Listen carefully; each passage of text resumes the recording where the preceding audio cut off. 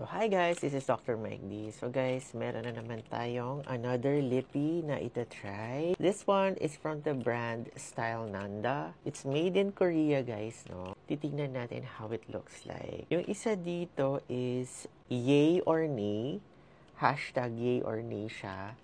And yung isa is loose stick. Kalagay dito guys, it's a Lazy Pop Lip Stain. Now let's open this first. Right, this is how it looks like. Oh, very, yan, ganyan lang siya guys. And then, I think this is plastic or glass, I'm not sure. So this is the color, I guess. The other one, of course, orange na naman. Kasi mahilig tayo sa orange, right? So anything na lippy na orange, I super love. So this is how it looks like. So, dalawa siya. Okay, let's open it. So, I'm gonna open it and see how it looks like. Ooh, medyo parang basa-basa siya, guys. So, let's see how this looks like. I'm gonna put here. So, parang siyang red-orange, guys. Na I think it's a balance between red and orange. Tingnan natin. Konti lang nilagay ko kasi feel ko parang super pigmented nito. So,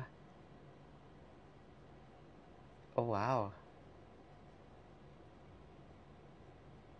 Oh, gosh.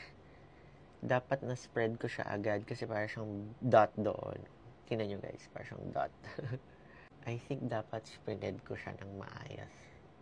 Faster. So, that's a mistake right there. I suggest if you're gonna do this, like, ganyan.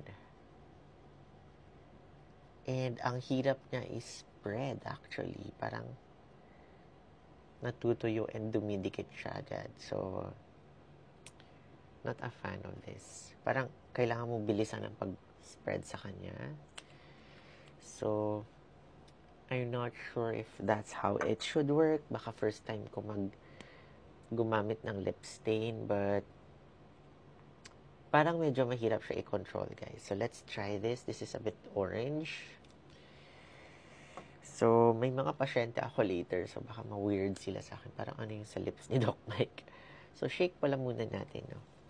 So, this is orange. So, kailangan bilisan ko yata, guys, yung pag-spread nito. I'm gonna make it faster. So, ganyan siya, guys. Okay naman siya, I guess. Pero, yun lang. Kailangan super bilisan ang paglagay niya, I guess. Kasi if not, matutuyo siya. It's gonna like form like ano dito, like what happened to my lips right now. And I think this is super, super pigmented. And like, parang uminom ako ng, parang nababad yung lips ko sa Royal, guys.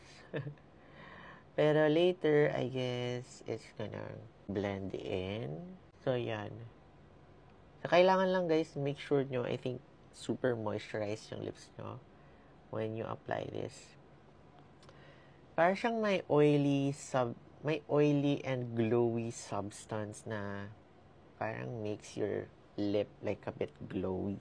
So, let's see this in the other lighting po. So, ayan siya guys. This is your Lazy Pop Lip Stain from Style Nanda. So, ito guys, medyo nagstay kasi ng matagal dyan, kaya hindi ko siya masyado na-spread. But this one, I think I was like successfully able to spread it, but not my favorite, but it kind of looks really, really nice.